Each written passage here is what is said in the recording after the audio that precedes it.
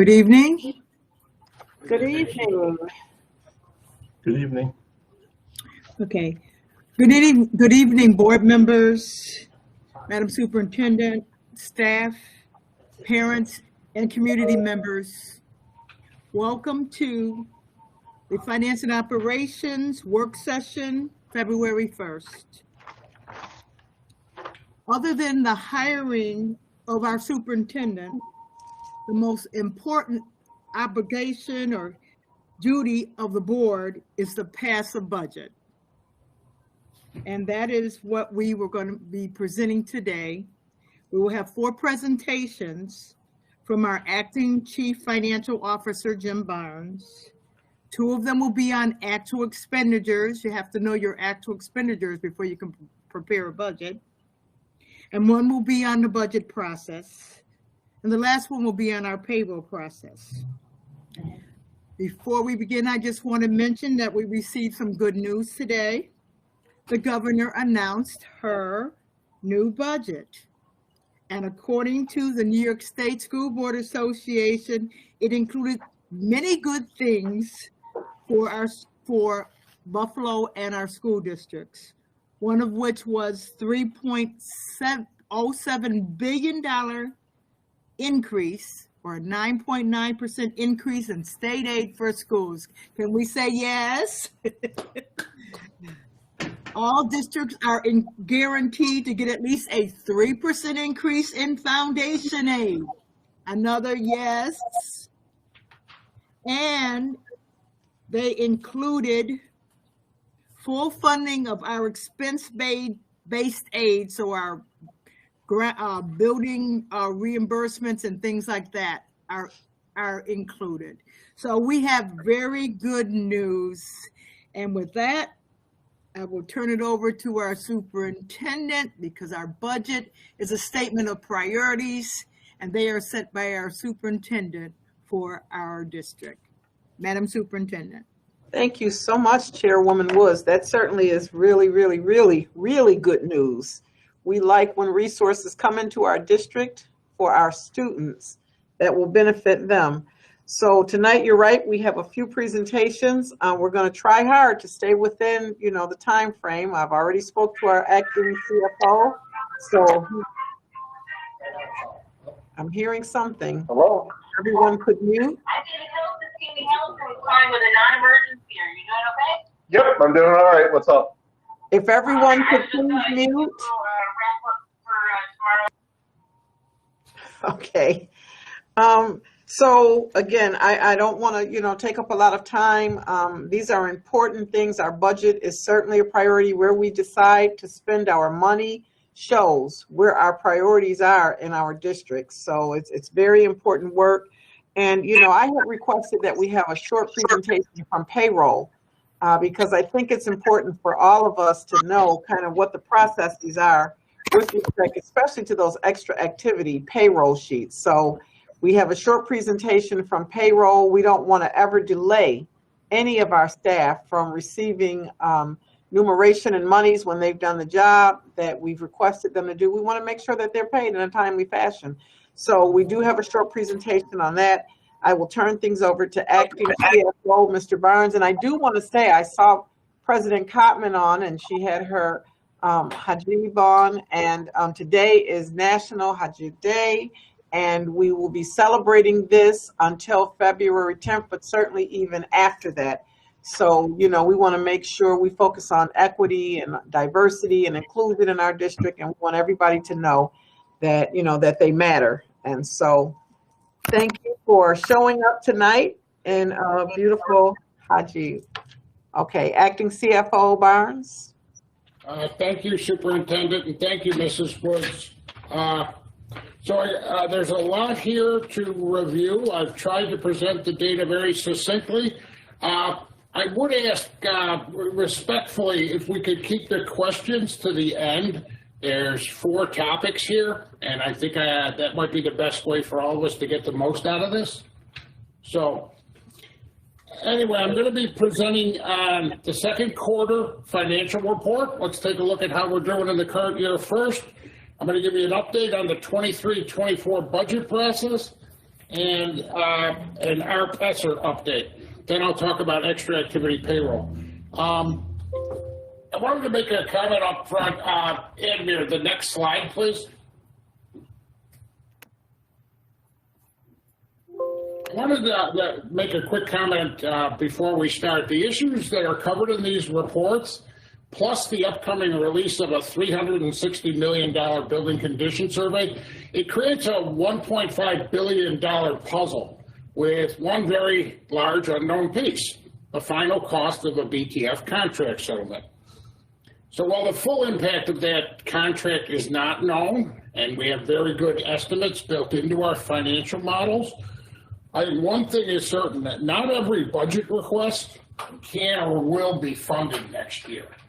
And we need to be focused and aware of all these issues surrounding our various funds and how they're interrelated, maybe more so than in any other recent budget year.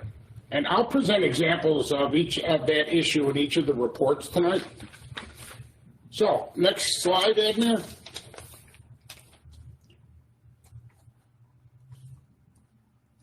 So let's start out with how we're doing 6 months into the current year. Here's a quick summary of our second quarter financial report.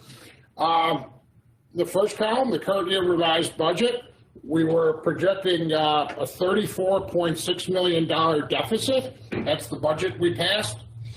I gave a first quarter report and a projection about 3 months ago.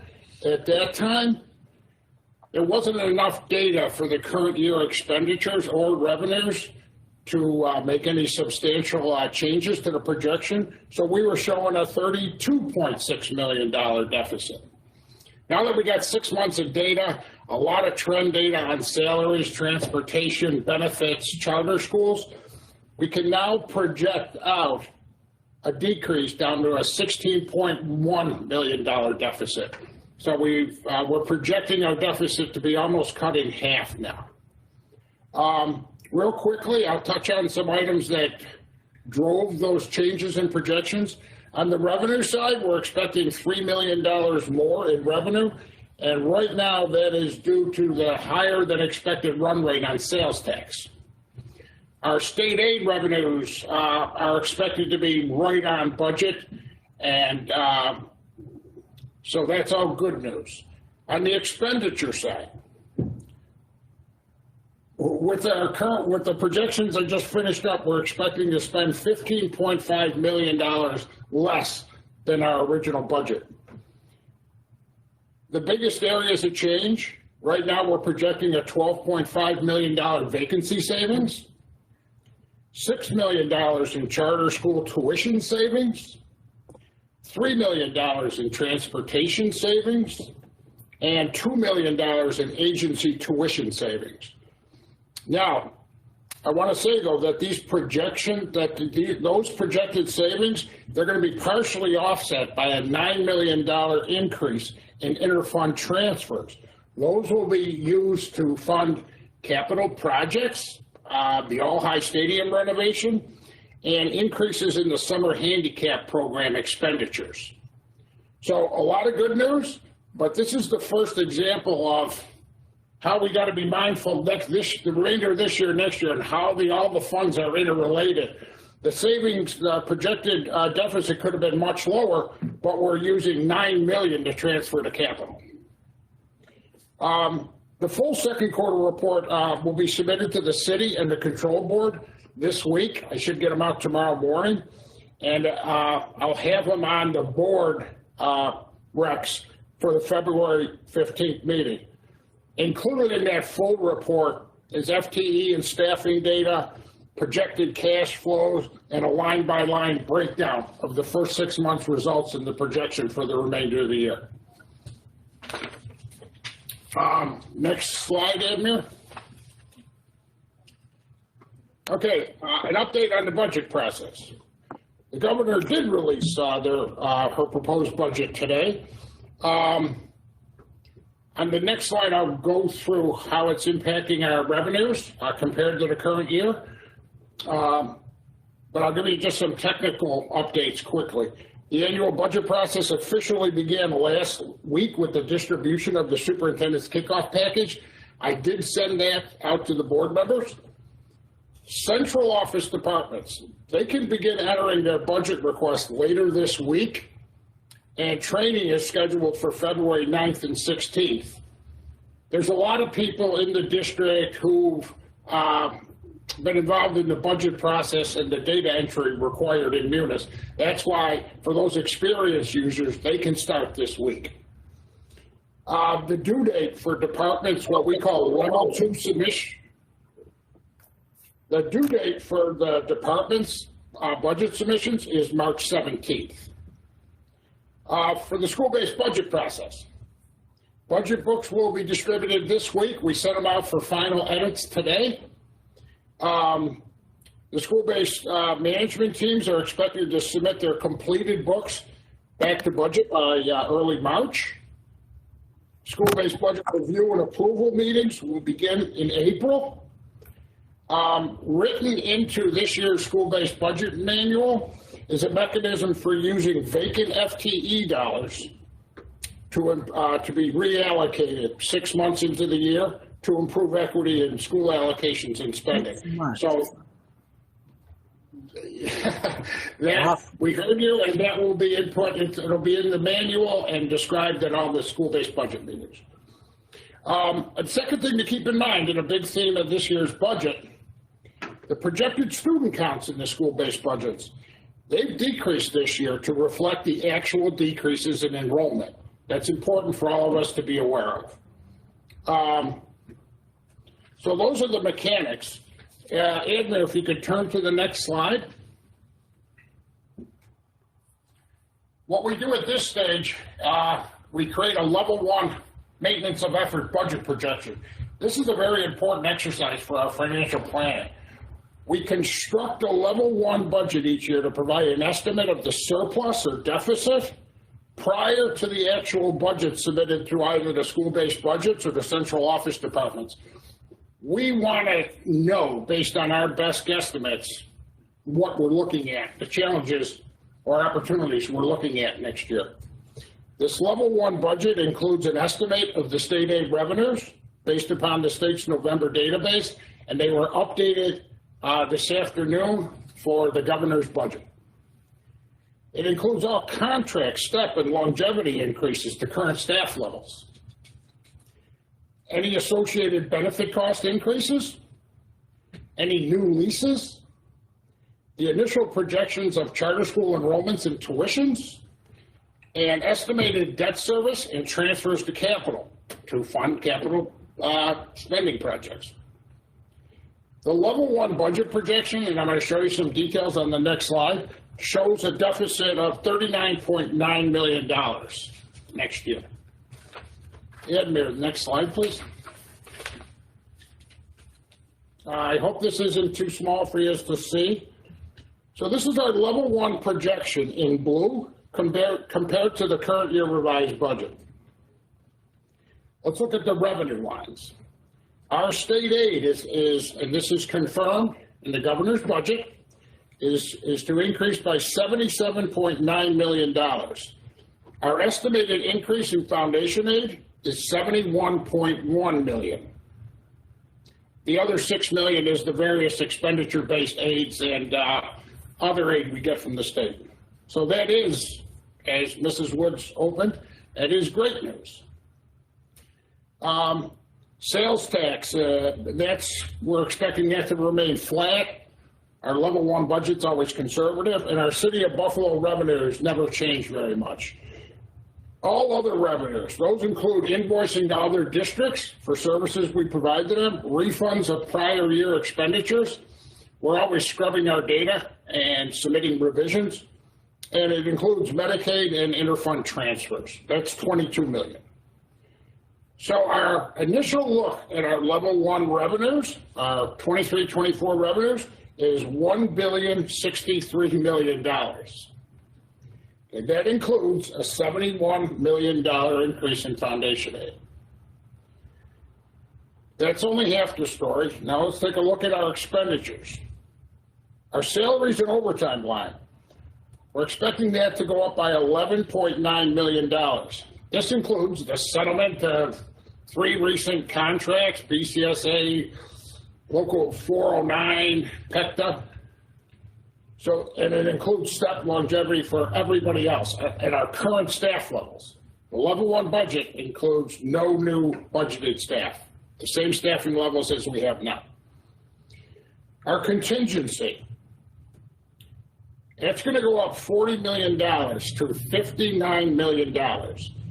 This includes $50.9 million contingency for a potential BTF settlement. So while we are getting $71 million more in foundation aid, our costs are projected to increase by approximately $51 million when we settle the BTF contract. Our contract's pretty flat. They're expected to go up $4 million. These are the budget department's guesstimates at this time. Obviously, the departments and the school-based budgets will make their own request. Facility rentals, that could go up by $1 million. There's escalation costs in our current leases, plus potential additional space on Chippewa.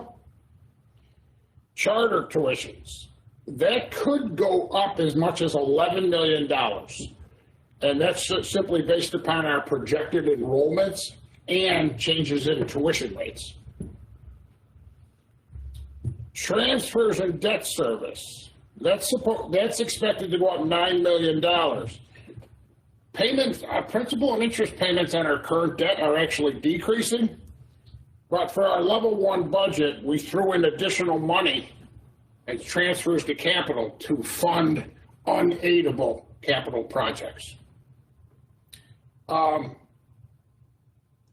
if you take the changes in revenues of $77 million increase, and you deduct the $83 million increase in expenditures, our projected deficit will increase by $5 million. So fantastic news on the revenue side. We're going to have to redouble our efforts to cut costs, defer costs, and enhance our revenues through our revenue maximization program. But we can do all this. This is our first blush and possibly worst case projection that we start the year with. Okay, so Ed, there, next slide, please. I appreciate your patience in letting me get through all this. The next topic is an ARPESR update. The initial budget plan was submitted and approved in the fall of 2021. I apologize for that typo. The current revised budgets are at $289 million 3-year allocation, and that's the result of community and board input and internal BPS planning. These revised ARPESR budget are aligned to the 5 strategic goals of the district. It may not contain every item requested, but it provides a sound foundation for planning out the remaining 18 months of this funding source. We're halfway through ARPESR.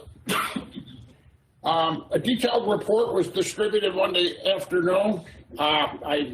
We met with Mrs. Woods, and I think we had a good meeting, as usual, to review it and possible revisions going forward to those reports. I ask that you please contact me with any requests for further information. It's a lot of data. It's presented in our standard budget templates that you're familiar with.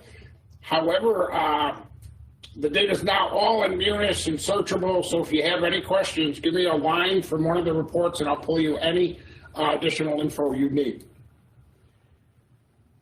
So before digging into the detailed reports, I'd just like to quickly recap data previously presented at Finance Committee meetings. And the next slide, I had trouble getting that last sentence out. So the revised 3-year plan, 2021, that's our actual closed out first year of ARPESR. $59.8 million in expenditures and encumbrances. The current year's budget is 158.4 million. And the last year, which is next year, is budgeted right now at 71.4. That all totals 289.6 million. A couple of things to note here. 21-22 has been closed out, audited, and finalized. Any unspent dollars were carried forward into current year or repurposed. If you go down to note 4, I want to end there.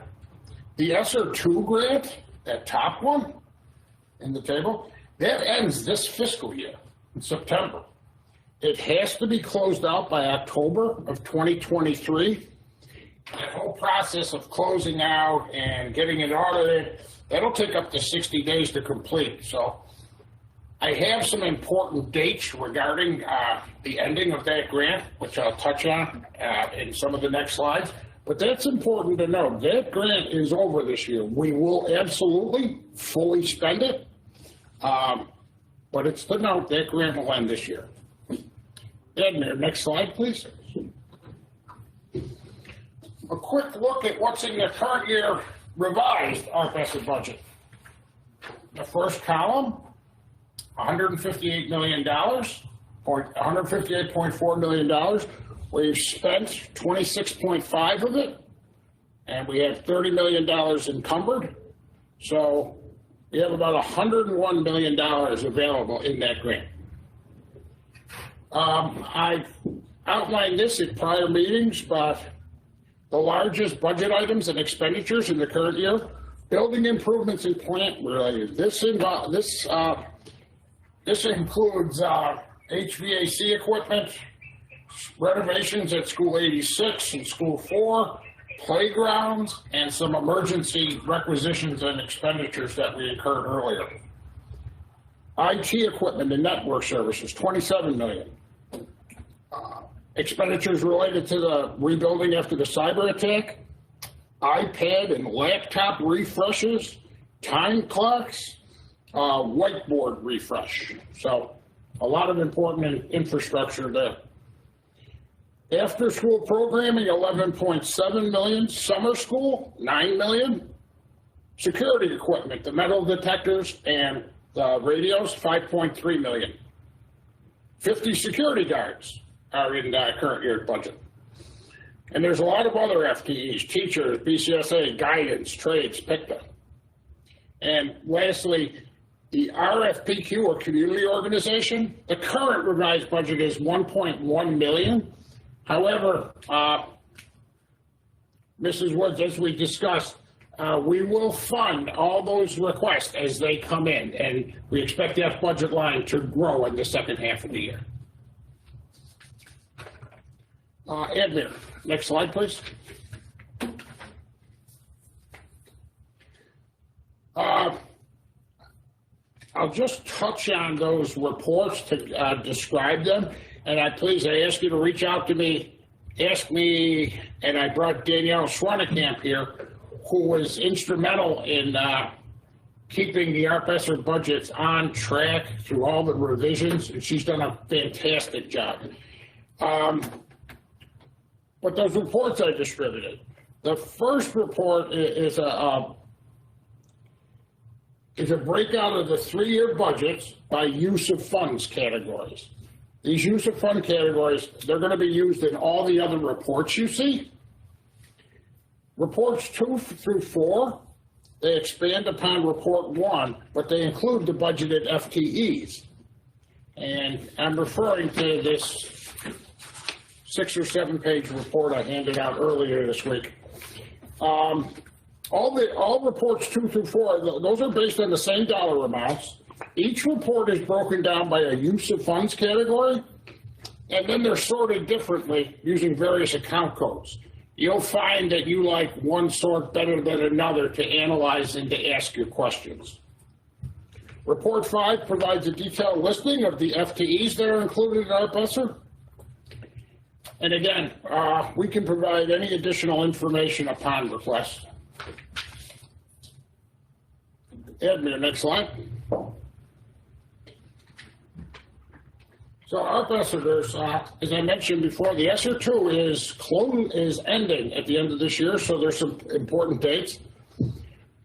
On February 15th, that's our goal, the Budget Department will submit those current revised budgets that you've seen now in a detailed report to the state for approval. We all have to remember while we're making revisions and planning, within what we understand to be the state guidelines, the state does have to give its final sign-off to any revisions. In March of 2023, as part of the 23-24 budget process, the Grants Department will meet with all departments to review the current revised ESSER budgets for both the current year and for 23-24. That's a great exercise, especially this year, as the one grant's coming to an end, and we move into the final year of the last ESSER grant. It's really important that all the departments take the time to understand what's in there and what's not. On April 1st, the Budget Department is going to have to start chasing down people to get their requisitions and POs. They have to be completed for the ESSER 2 grant, which is ending by April 1st. On October 30th of this year, ESSER 2 has to be closed out. This part of our ESSER is over. Only the ESSER 3 grant will remain open in 23-24. Last important date, in the fall of 2023, the state will begin audits of the ESSER budgets and spending. That includes everything from, did we follow purchasing procedures? Did we get quotes? Is your accounting correct? And most importantly, does it fit all the guidelines as outlined by the ESSER grant?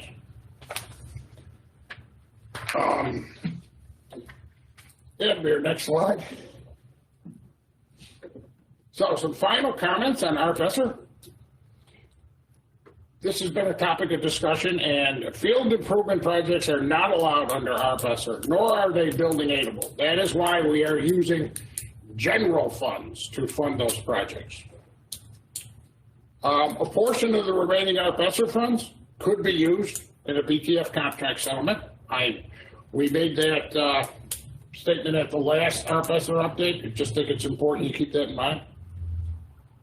Further revisions to the budgets may occur. However, at this time, we're submitting balanced budgets to New York State by February 15th. Any additional items have to be offset by cuts. The same time we make additions, we have to make the same amount of cuts from another portion of the budget. Keep in mind, any other revisions still have to be submitted to New York State for approval. A last comment, and this goes again to my point about this next budget year is going to be one of the trickiest or more complex budget we've had in years because of the importance of using every dollar through various fund sources and how they all interrelate. It's going to be a lot of planning involved.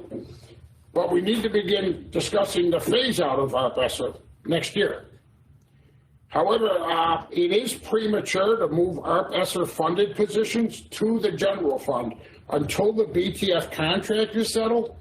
And keep in mind, alternative funding sources, either through the general fund or maybe a Title I grant or something else, are identified for summer school, after school, and other programs that are currently in ESSER. So we can't just move anything from ESSER right now into the general fund. You saw our level 1 maintenance of effort projection of a $40 million deficit.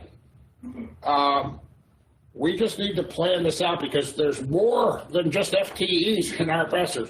There are from some very core programs totaling tens of millions of dollars that are in there that we have to find other funding for. Okay. Again, I really thank you for your patience as I rip through this information. The last item for tonight is extra activity.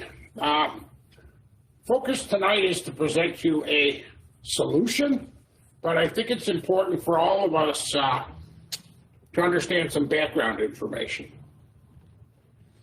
The current paper-based system is not equipped to handle either the volume or the quick turnaround expectations of extra activity payroll. So I just want to go through some background before we talk about the solution. The district policy for paying extra activity, this might surprise some people. There's the first bullet just said there's very well communicated timeframes for when extra activity is supposed to be submitted to the budget department, who has to review those for accuracy and to protect us against double submissions prior to it going to payroll. So those dates are widely known and they have to be adhered to because payroll is actually processed on Tuesdays of the week the check is run. So it's all under a very tight time frame. Then there's special circumstances and time frames that are clearly communicated. These things word by word are sent out by budget and payroll for any extracurricular activity communication. And the district policy is that payroll can take up to 2 pay periods to process extra activity. There's nothing in any labor contract or our procedures that says it has to be paid the week it's submitted. It's over and above the payroll's main priority of getting the salaries and hourly paid. None of this is meant to be defensive in any way, shape, or form. I just thought I'd refresh you on the district policy. One more bit of background. And when I was talking to the superintendent about this, you know, this was, she made a good point. She goes, you start tracking just how many miscues there are every week. So, and next slide, please. Sorry, I got ahead of myself there. So, we went back, pulled some data. We currently process 6,800 checks per pay period. Approximately 5,500 are salaried and 1,300 to hourly. We currently process, on average, 79 supplemental checks to correct mistakes or omissions on the Monday following every payroll. This is really important. Approximately 64 of these are extra activity related and 15 are salary related. Now, normally, let's say 2 years ago, we wouldn't be processing the extra activity as supplemental checks. They wouldn't be included in the next payroll per district policy. Extra activity payments have exploded the past 2 years. They increased by $9.6 million or 112%. They more than doubled from 21 to 22. Then in the first 6 months of this year, they've increased an additional $2 million or 17%. The majority of this increase, 85%, is extra activity as paid to BTF members through grant-funded programs, including summer school and after-school programs. So that's some, I think, important information on just how many supplemental checks are run compared to what's the 6,800 checks that are processed every week, and also just the explosion over the past 2 years of this, and still utilizing a paper-based system. One other note I put on there, the sort of the increased awareness of the supplemental checks, it really began with a new program that was implemented in 2022 to pay BEST members, aides and assistants, $5 extra an hour when they watch classrooms. This was a new program. It involved grants versus general fund. There were all kinds of legal and accounting considerations. It caused numerous delays during its implementation.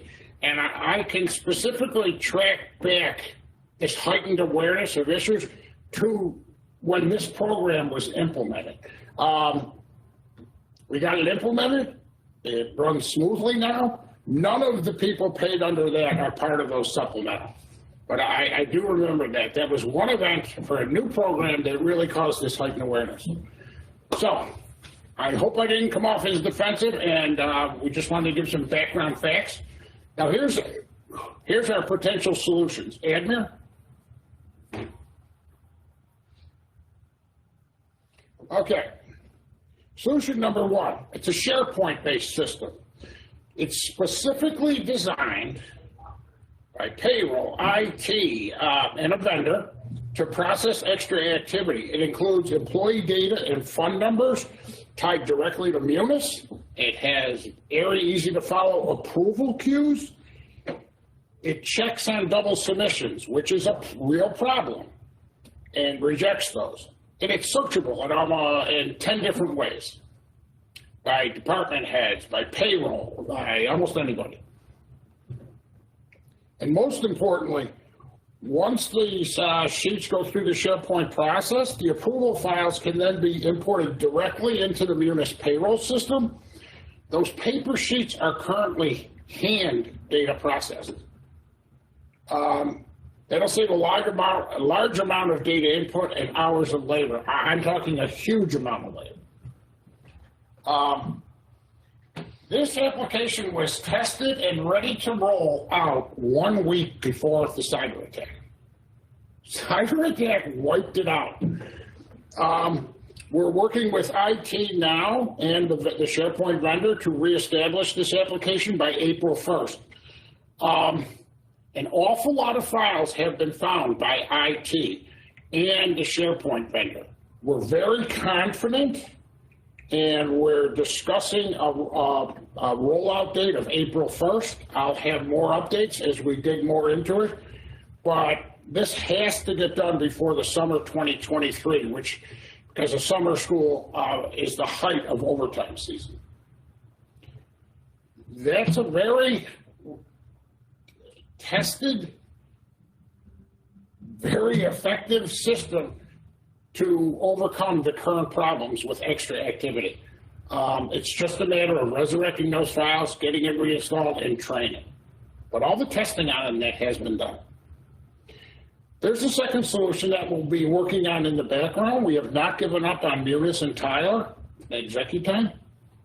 But as I've discovered, a large amount of re-engineering, on-site analysis, and training will be required.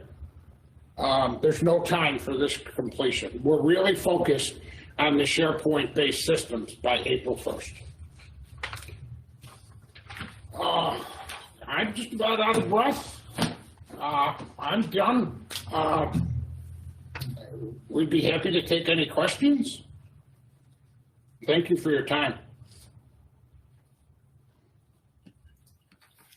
Board members, each of you were sent the ArcEsser multi-page documents. I hope you had an opportunity to take a look at them. As our CFO has pointed out,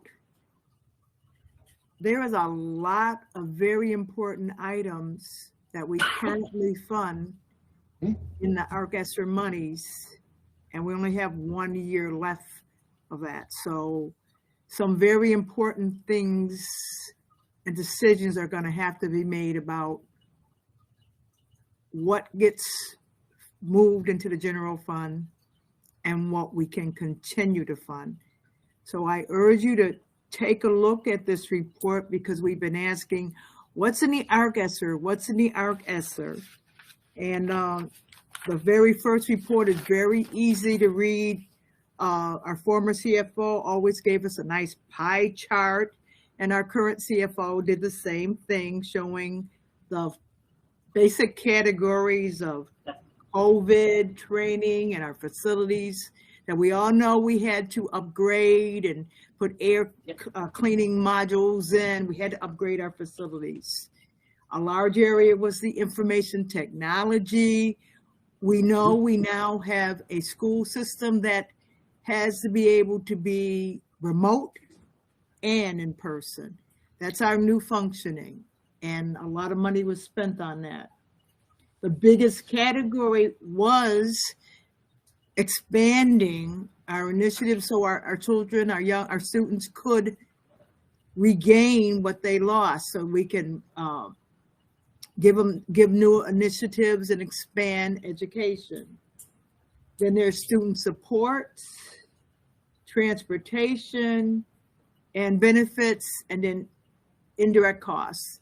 That first chart is real easy to read, pretty clear. And as our CFO said, he can print and drill down and tell you anything you want to ask about, oh, is my school in there? What about this or what about that? We have to thank Danielle for organizing this so that we can get information, not just data, on our ESSER and where the spending is. Yep. The other thing I advise you to take a look at is the last page on this report, which gives you the significant staff that are funded currently in the ARC ESSER. And talk with your schools and your principals and see what's in there, because it's highlighted that there are our priorities. Guidance counselors, there's 18 of them in there. Social workers, school social workers for addressing the trauma, there's 24 of them in there. The security, top priority, there's 50 security officers. This is our ESSER grant money ending in 1 year. And then there is 87 other different staff people and 43 administrative staff people. So this is important. Take a look. Know what's in ARC ESSER, and you've been given the information. The school-based budget instructions have gone out. So each of your school-based budget teams will be meeting with your principals, trying to figure out what their priorities are and how they're going to implement that 5 by 25 directive from the superintendent. So is there any questions? that just want to start with that. If there's any questions on the ARC ESSER. Dr. Kathy Evans Brown, I see your hand is up. Oh, thank you, Madam Chair Woods. And thank you, Mr. Barnes. What an explosive, comprehensive presentation. So I have a couple, I just have a couple of questions. So when we look at the money, right? So if I mean, not saying that we're going to send any of this money back, but if we don't spend it, That's right. Okay, so let me stay there, and because all these are related. And you talked about the 21-22 budget dollars and encumbrances that's been carried over for 21-22 because that's closed. 21-22 is closed. I get that. So in this 22-23 column, are those that they're in there, right? Correct. Yes. Okay. And then lastly, with the RFPQ community organizations, there's Yes. $1.1 million earmarked. So do we know how much so far have we used? $989 million or $1,000. But there's more on the way with additional requests from schools, and we're going through the process. But we've already encumbered or spent almost $1 million. So Okay. we'll be reallocating more money to that line. All right, thank you. Oh, and then one last thing. When you talk about the cyber attack, the potential solutions, when you talked about that application was lost right before the cyber attack. Now, does that cost anything, or we're on, or not? I'm sure the vendor will be submitting an invoice for services to resurrect it. Okay. I can't imagine it being much. All the programming work has been completed. All right, thank you. Sure. Okay, the next hand I see is at-large member Terrence Hurd. Mr. Barnes, first of all, I'd like to thank you for this tremendous presentation and the body of work that you put together, you and the staff put together to assimilate all these numbers and give this district and board direction about where we're at right now and what's the possibilities for our future. My first question is that I was under the influence that the art funds and ESSER funds have to remain in that category and couldn't be infused with the general budget. I mean, how does that work? And my concern is that that monies that not being spent have to be refunded back to the federal sources. So I just want to make sure that those money is accounted for and spent for this time period. Yep. Yeah, that's a good question. Actually, what we did was the reverse. We had $7 million for projects that were in the capital, that were in the ARP budget. One of those was All High Stadium. We found out from the ARP ESSER guidelines that we can't use that money. So I got to take it out of ARP ESSER, right? And then I use $7 million in the general fund, and I transfer that to our capital fund. So the All High Stadium project was funded from the general fund, and it freed up money in the ARP ESSER budget. Okay, I understand. Just to make sure that when it's all over, that the money's, I'm sure that you're on top of it, that it be accounted for correctly, and that we don't get penalized in any sort of way. Right. And also, I do love the adaptations that we made for the summer school programming and the after school program, and with security. I know that those three things our community members been most voiceful about is the security of the students and are opening back up our after school programs and summer programs. So thank you for the superintendent for making sure those things got put in place and that we're able to help our community and help our families. That's all I have. Thank you. And thank you for the presentation, Superintendent and Mr. Barnes. The next hand I saw was our new board member, Cindy McEcken, and then followed by our new board member, Terry Schutter. Ask your questions, please. Thank you so much. I echo everyone else. Thank you for a thorough and fast-paced presentation. Very much appreciated all of it, and the rate by which you shared all of that. So high fives for getting it all out.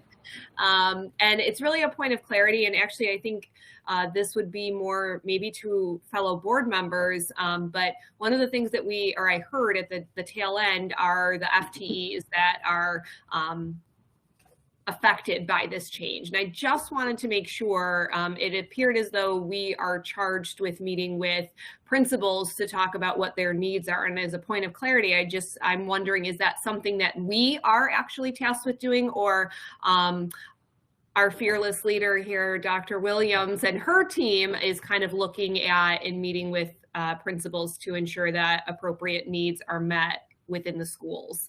So if somebody could offer a point of clarity there. So we do have a team that meets for our building-based, staffing for the following year. We have a district team that meets with each building principal and talks about, what their needs are, what the state's regulations are, what they have to have, what's mandated, and all of those items. So we do that, and then we report out to the board kind of, what it is schools are sharing that they need and how close we can come to giving them everything we need.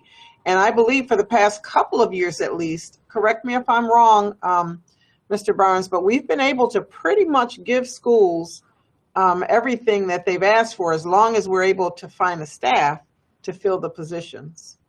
Absolutely correct, Superintendent. Yes. Thank you. You're welcome. That answers your question, board member?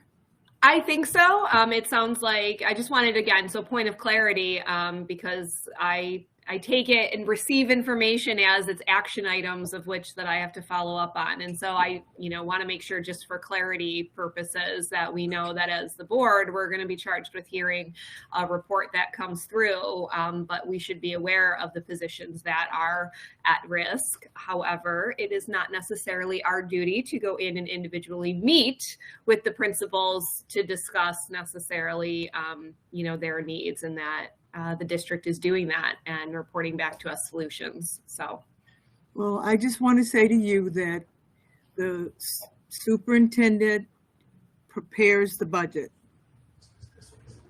and they do a darn good job. The superintendent does a darn good job, and that is her responsibility. But the old saying says the executive branch proposes, and we are the legislative branch, the voice of the people. We dispose.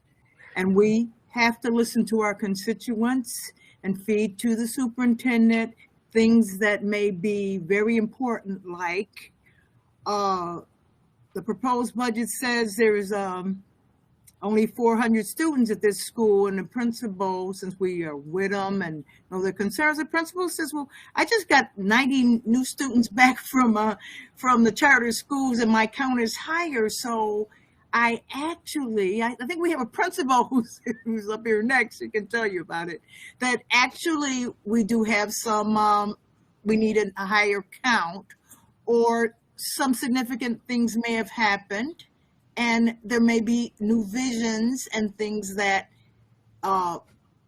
the principals in the schools have discussed with the superintendent, and the superintendent may have said to them, well, okay, this is what we can afford. Our previous situation was that principals didn't ask for the things they needed to get the job done because they were given things like status quo budget. And there were some critical things they needed. And our job as the board members is to be aware of that.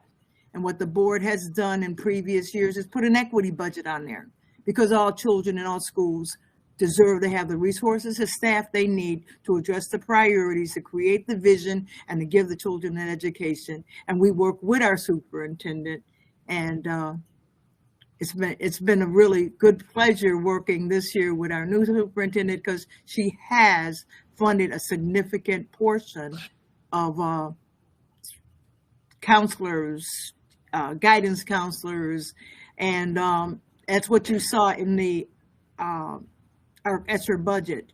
Initially, there was 173 additional positions added to address the needs of our schools, and I thank you for that, Madam Superintendent. And that's why I wanted to point out to everyone that those additional positions, which was supposed to address learning loss, we haven't addressed the learning loss. It's still here, and hopefully there will be additional monies to address that. But there are some decisions that will have to be made, and we have to be aware of that and advise our superintendent and work with her and create a budget that everyone can live with. Our next hand, I hope that further clarifies that situation for you. Terry Shuda, our newest board member, you have a question. I want to thank everyone. I know that as a principal and as a school district, it's probably one of the most difficult things to make sure that a budget fits the needs of not only the schools but the district, and keeping the vision of our school district going. I do have a couple questions, Jim, and I appreciate all your efforts in preparing your presentation tonight and your staff. My question is, tell me a little bit about the supplemental check. Who asks for supplemental checks? Are those? It's payroll terminology.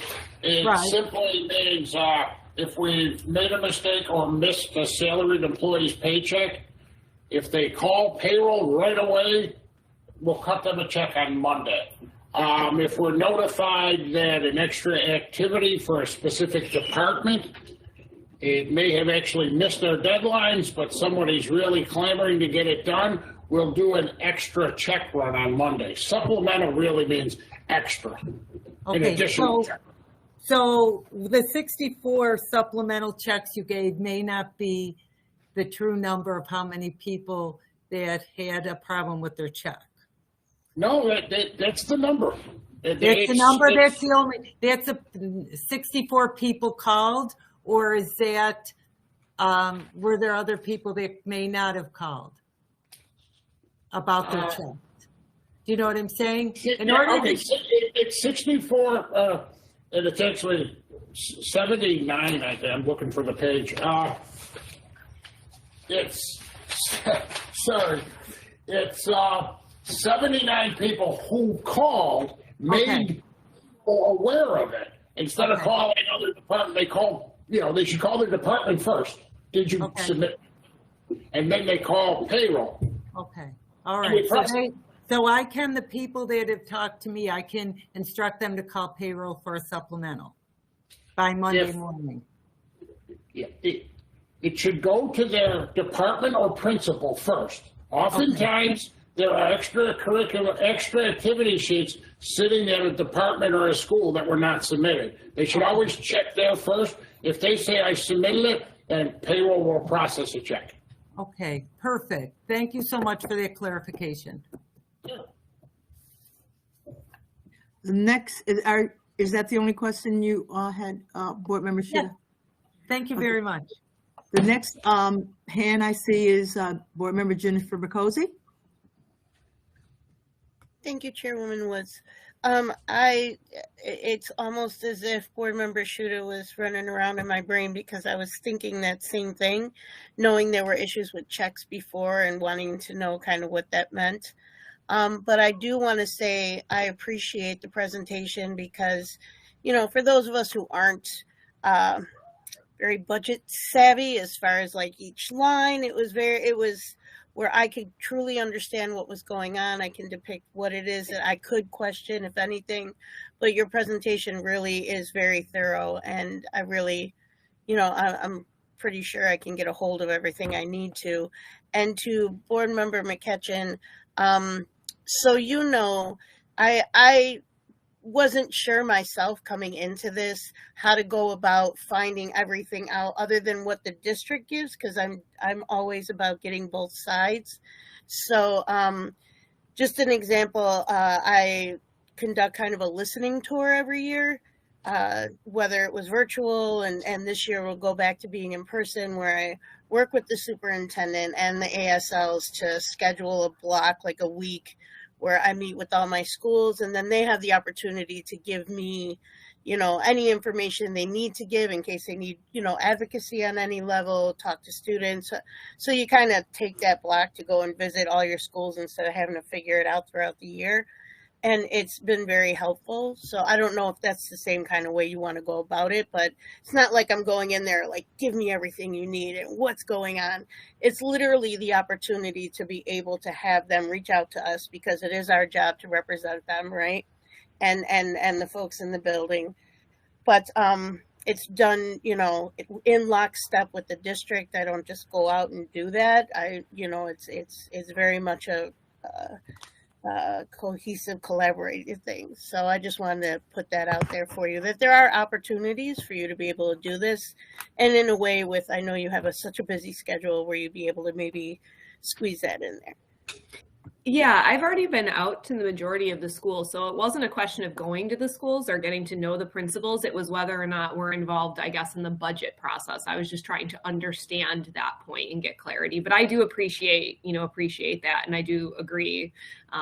We should have, relationships and understand our schools and those that are in our schools across the district, really. So thank you. Okay, board members, I just want to comment on one other thing in this excellent presentation as you have received from our Chief Financial Officer. When he tells you and he's saying that we are expecting and the budget was planned, and it says we have a $34.6 million deficit, That's in layman term just means, hey, the money that's coming in is less than the money we're spending out, and we need to take 34 million out of the surplus fund balance that we've been building up and nurturing and doing good things like cutting costs and containing costs and increasing revenues. We're going to have to use that 34 points, or it's planned to use 34.6 million to balance our budget.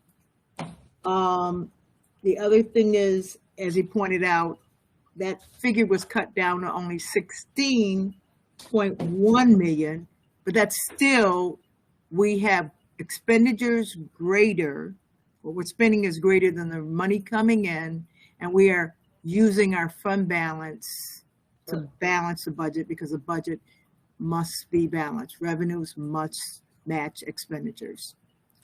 So is there any other board member who has a question before I turn it over to our? I have my hand up. I have a question. Okay, I'm so sure I didn't see you. Board President Cotman, please proceed. Okay, I just want to be clear to everyone who's listening that it has not been an unusual practice for this district to use its fund balance. So I don't want to paint a picture that this is something abnormal. Okay, that's the reason for the fund balance. Is that not right, Mr. Barnes? I don't want it to be on the news tonight that Buffalo Public Schools is overspending and they're using their fund balance, etc. Can you please address that? Because I want to be clear with that one. Yeah, thank you very much. And I know that Superintendent and I addressed this earlier in the year with the reporter. Using our conservative budgeting and not knowing the actual spending trends, we pass a budget that has a $34.6 million deficit, of which we would fund from the contingency, the reserves. However, as we do detailed monitoring of expenditures and projections, we always find underspending in certain lines. That reduces our projected deficit. So now from a 34.6 million, we're down to a 16.1 million projected deficit. Depending what happens on the current spending trends, that could be break even or maybe a small surplus at the end of the year. And that's what's happened in each of the last 5 years. Thank you. But we begin the year with bottom-up budgeting and conservative numbers to plan for the worst. Right, I appreciate that, but I want the message to go out that we are fiscally responsible in what we're doing, because for whatever reason, that's not always the message that goes out about the positivity thing. So I really wanted to make sure that was clear, especially to our new members.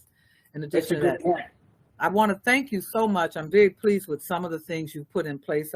I guess I'm one of those people that like my plate always full, and not half empty. But I do want to ask a couple of questions about how do we tie equity into this equation at this moment before we move forward with sending out to our schools the various budget packages that we're sending. In your presentation, you talked about that non-vacant positions or whatever, that there would be a 6-month time period, and I was wondering why 6 months was used and not 3 months, since we're talking about school, the schedule with school. That's a good point. 6 months, truly, it's our first time doing it.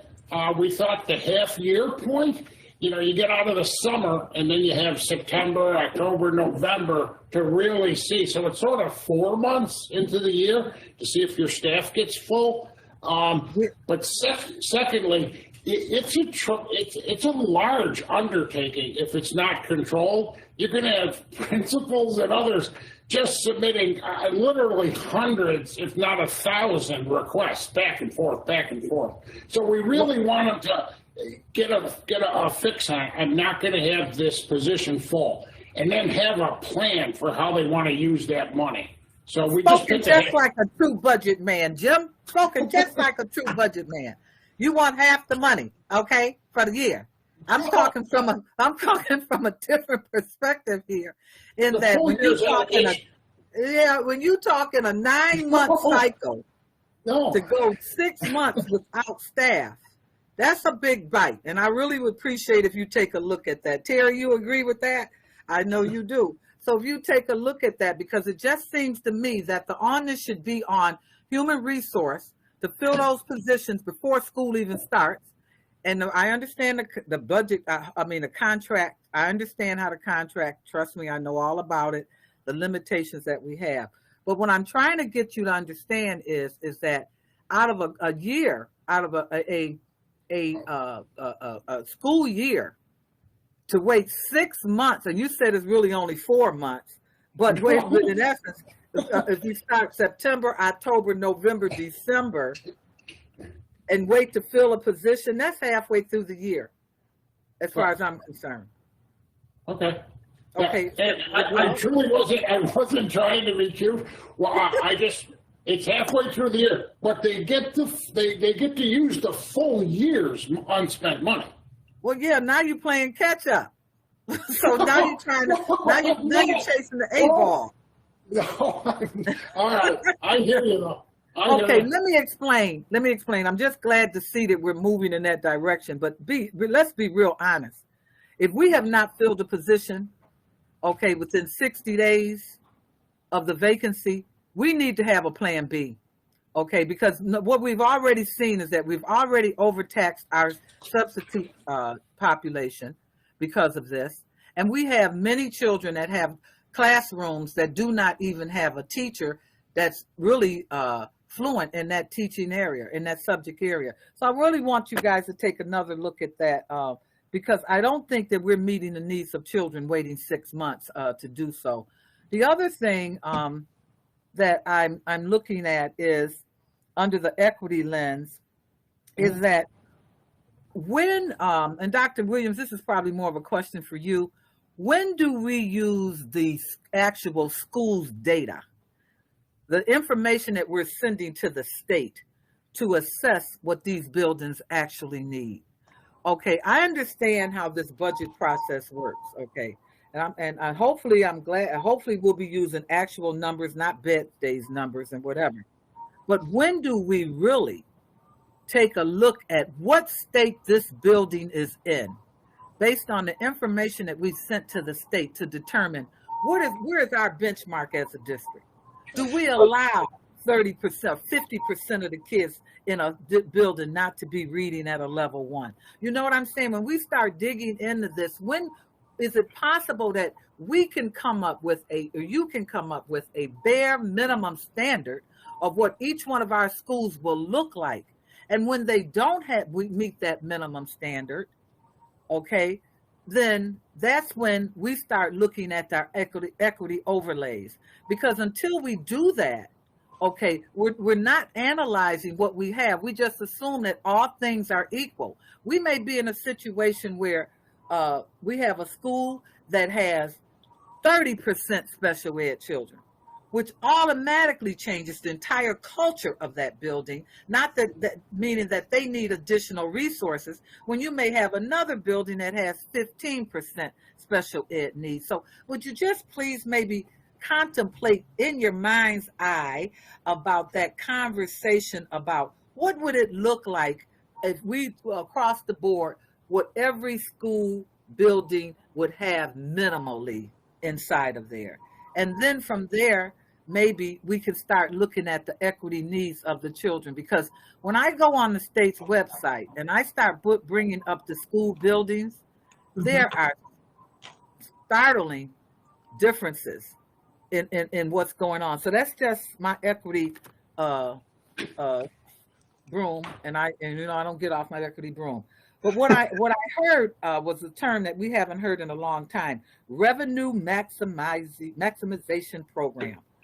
How about cleaning out my office? That's what I've been doing, trying to get rid of 11 years worth of paperwork. How about I ran across this the other day? And so we haven't talked about that in a very long time. And I'd like to hear more about it, because in my mind's eye, I also thought about a conversation that I had with a chair from the special ed department that said that we're not billing for everything that we can bill for under the Medicare reimbursement.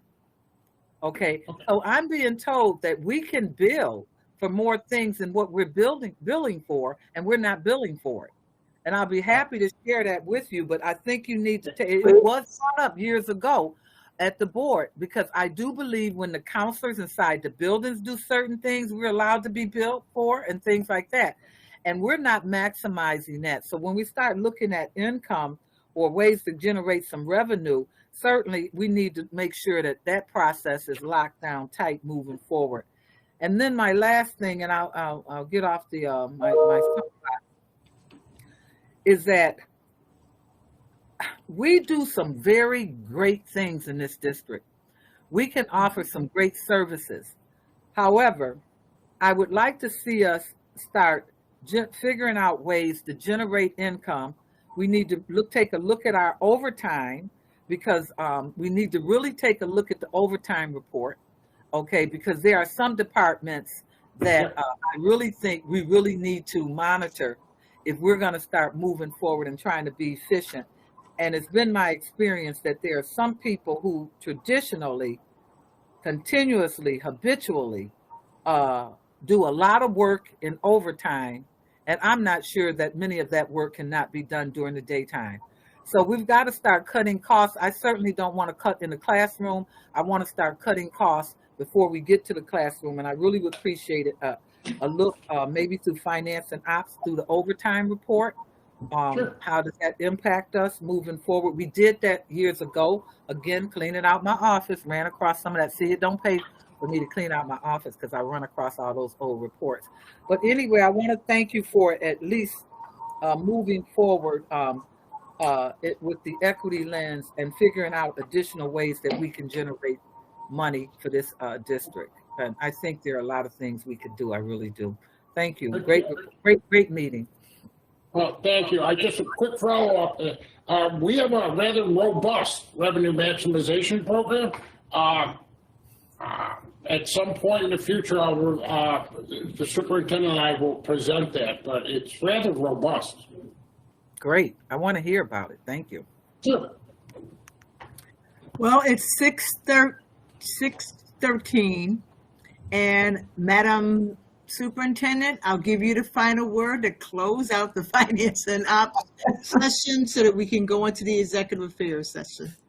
Thank you so much, Madam Chairwoman. I mean, so much good information. You would never know that our acting CFO has been in his position, you know, for what is it, less than 7 months?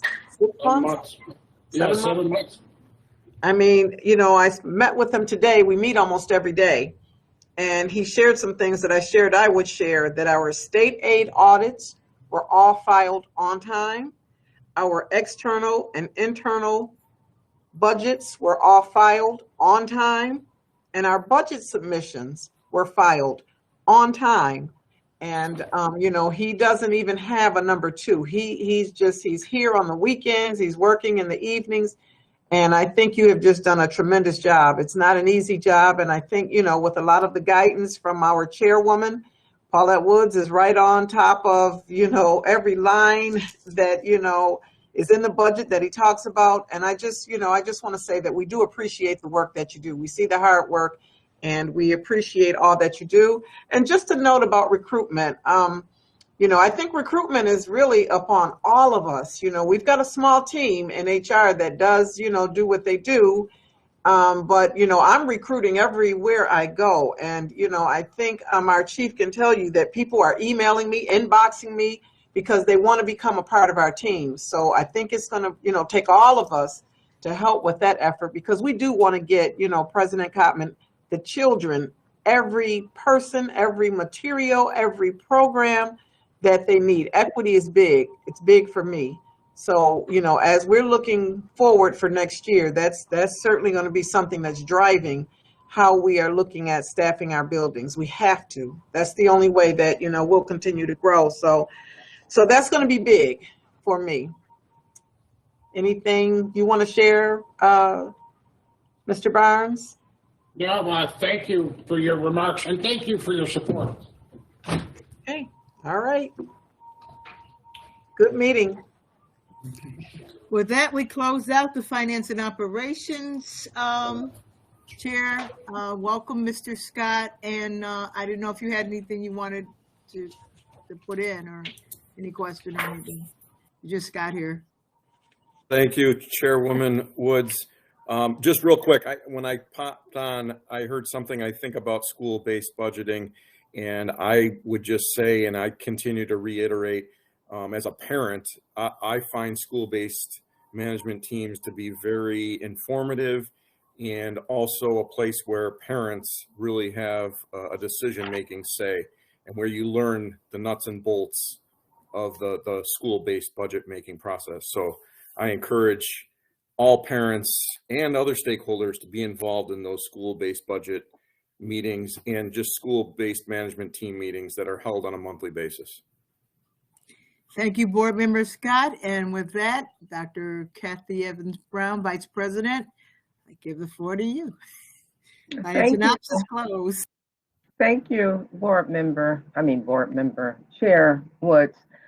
So welcome to the Executive Affairs work session.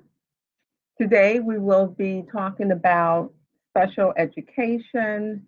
Dr. Ann Rivera will, she's an at-large board member. She will chair this endeavor. So last year, or a year before at least, I remember the statistics that were provided around special education. So there's roughly 20% of the district's children who are receiving some form of special education services each day. And I believe that number could include charter school students. Historically, Black and brown children, particularly males, were placed in special education. So that was really the bulk of who were receiving the services in special ed for various reasons. Behavioral, cognitive deficiencies, and so on. I am not sure what their frameworks look like now, but we shall see during this process. I am hoping that the work will show facts, not assumptions, and I'm hoping that we could see some of these kids transition from special ed to general education. We don't hear those numbers. Because the fact remains that special education should not be a life sentence or death sentence, right? Now I will pass the microphone to Superintendent Dr. Williams, who will introduce the session. Dr. Williams? Thank you. Thank you so much, Chairwoman Dr. Kathy Evans Brown. I had the pleasure yesterday morning to have breakfast with Dr. Rivera, and we talked a lot about special education. And what I've learned is that she's kind of a resident expert on some facets of it. She's got a lot of passion to make sure that that equity lens extends to, when we say all of our students, that we really are including all of our students. And she's got a lot of professional and lived experiences with some great things that have happened and some challenging things that have happened. And so what she proposed and what she's proposing is that, we really, if we talk about our students who have been classified with disabilities, really being part of our mission, which is what we say, we talk about all children, then it's probably time for us, because we haven't, I don't believe in a very long time, really sat down and dug deep into state and district regulations and policies and, even at the federal level, and really taking a look at what our children today need post-COVID, with everything that's happening in society. Are they really getting what they need? Are our teachers really equipped to, in a very expert and sensitive way, work with our students? We even talked a little bit about higher ed, and is higher education really, preparing teachers for this level of work in K-12 education today, as opposed to, 20 years ago. So we had a very intense, robust, and great conversation, and I'm very excited and encouraged by the proposal that, we talked about. So with that being said, I'll turn things over to Dr. Rivera. Thank you so much for your kind words, Dr. Williams. I really appreciate it, and I appreciated our very robust conversation, as well as your willingness to listen and to really think through these issues with me. So, as I mentioned at the last business meeting, part of the goal of this is to create 2 committees that would work to review and support special education in the Buffalo Public Schools. And these are utilizing our own board regulations, as well as a process put into place to allow the district the impetus and the space to really take a look at what's happening with special education, what are our strengths, what are our weaknesses, and what might be our opportunities as we move forward. So for this presentation, what I'd like to do is take you through what the conceptual framework of this would be, what the charges would be. You also have copies of the charges and the documents that I created for both committees in your email, and I believe also in board docs. And after I get through how this might be structured and what the goals would be, then I'd like to have a discussion with my fellow board members about what feedback you have so we can think this through, as well as what our next steps might be. So if you could advance the slide, I'd appreciate it. So the purpose of the review is to move special education services to the next level and support services for our neediest children and families in support of goal number 1 and 2 in the strategic plan. Next slide, please. As you can see, of course, as everybody on this board is really familiar, and a lot of the listening audience is familiar, one of the big pillars is services for our neediest children and families, because when we give students appropriate supports that they need in the classroom, as well as wraparound supports outside of the classroom, they can and they will succeed. And we've seen examples of this throughout our district, and what we want to do is magnify that effect. Next slide, please. I'd also like to draw the attention that the purpose of this kind of review is to support equity for all in that we do. Mainly the supports for goal number 1, which is to eliminate opportunity and achievement gaps and equitable and excellent student outcomes for all, as well as goal number 2, access to educational excellence, accelerated learning, and enhanced operations and facilities maximization. While the last 2 pieces there might not look immediately applicable to special education, it can.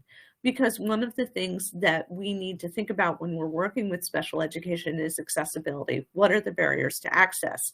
Not only to reach programmings, but also to support our students who may have sensory challenges, physical challenges, and other challenges that would need some physical modification of their classrooms. Next slide, please. So what I'd like to do first is take you through the board regulations for the subcommittee so you know where these are coming from and why they're going to be, why we're proposing that they get put together the way they are.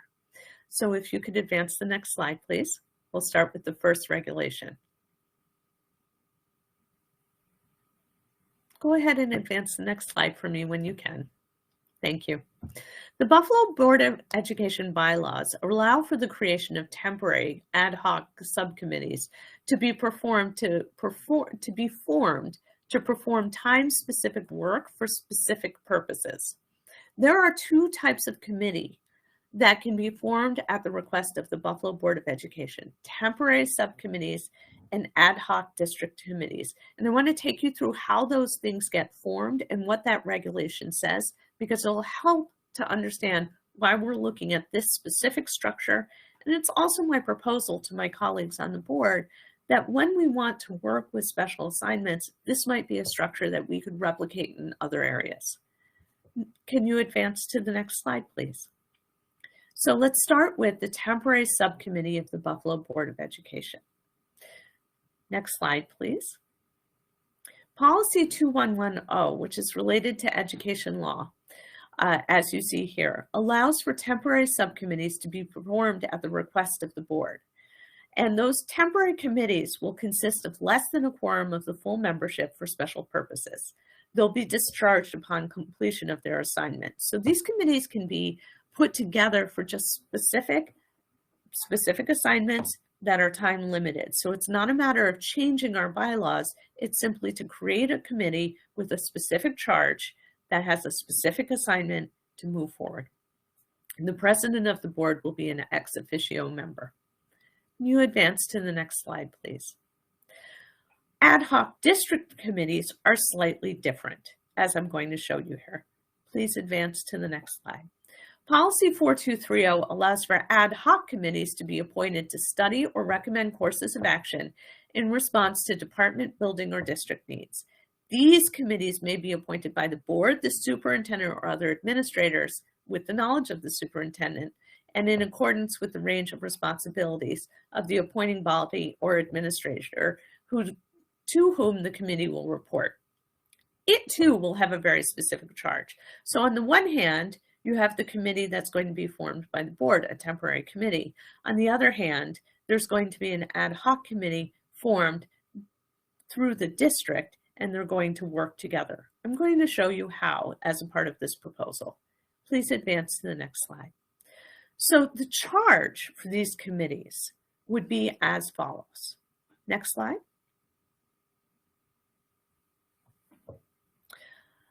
Here it is in 2 columns. There's quite a bit of text on this, so I'm going to walk you through it. But the idea is that these 2 things have purposes that intersect with each other. So in both cases, they're looking at the policies, the procedures, and the processes and the data around for students with disabilities in some specific areas. The identification of students with disabilities, the assessment of students with disabilities, which is an integral part of triennial reviews and the IEP process, the placement of students with disabilities, areas of student conduct and behavior, as well as transition out into the adult world or higher education, depending on the student. The idea here is that the District Ad Hoc Review Committee will analyze the data and then use that analysis to identify the strengths, weaknesses, and opportunities that exist under the current systems and recommend changes as action items. It will regularly report the results to the Buffalo Board of Education Review Committee for Special Education, which would function as an oversight for that District Ad Hoc Review Committee. So district members would be working with this information, working with this data, knowing what they know, and then reporting out regularly on progress, but also changes that they see might be needed. The Buffalo Board of Education Review Committee for Special Education will oversee that work and receive regular reports in those areas that I already listed. The committee will produce regular updates to be shared with the board at each business meeting and will work with the chairs of student achievement and educational support to present during work sessions as the review continues. When the work is completed, the committee will recommend implementation of those recommended changes to the superintendent of schools and work through our normal processes with the superintendent to modify the strategic plan and the superintendent goals as appropriate, if they are appropriate. Next slide, please. This is basically a visual representation of how this would work. So the board would establish both committees and they would work in tandem with each other. So the membership of the Buffalo Board of Education Review Committee for Special Education would be established. The committee would receive reports from the Ad Hoc District Committee for Special Education. They would eventually receive a full report and would report out to the full board once a month at a business meeting and selected student achievement and educational support work sessions, and then in consultation with the superintendent, oversee recommended changes. The Ad Hoc District Review Committee will do, as I said before, collect data and policies and procedures and processes, analyze them, report out at least once a month on progress and initial findings, and working with the chairs of student achievement and educational support to present during work sessions when appropriate, and creating reports. The key here is really to think about what can we do in our special education programs to fulfill the spirit of supports for our neediest students and families, as well as the spirit of goals 1 and 2 in the strategic plan in terms of equity in education. One of the things that happens in special education is that we have a large variety of needs. And looking at those large variety of needs, what they are, and maybe where we can not only expand and support areas that need improvement, but also where we may have opportunities to do things better, to be a part of the leading edge in how we educate our students with disabilities. These reports and this review would be the groundwork we can lay in order to do that kind of next level, next stage support for our students with disabilities. Next slide, and I believe that ends the presentation. Thank you. If you could bring back everybody, just close down the slideshow so we can have a discussion. The membership of these committees would be determined slightly differently. So the Buffalo Board of Education Review Committee for Special Education would be determined by us as the board. Obviously, I would like to be involved. But I've also proposed that the VP of Student Achievement and the Chair of Educational Support should be a part of that committee because it intersects so closely with the work that they're doing. But of course, as a board, we can discuss this and decide how we want to do it. I also would like to see one of the officers of CPAC be a part of our of our review committee so we can ensure that we have that parent voice and we can have that strong connection with parents who are experiencing the system as we go along. It wouldn't be the only way in which we'd be consulting student and parent voice. My recommendation would be that when the ad hoc district committee is working and analyzing data, a big piece of it would be surveying and doing focus groups with parents and families and caregivers and students with disabilities themselves. The ad hoc review committee would consist primarily of district members appointed at the discretion of the superintendent. So with that, I'd like to close my piece of presenting and open it up for any discussion, questions for me, and of course I will defer to Dr. Evans-Brown as the chair of this committee.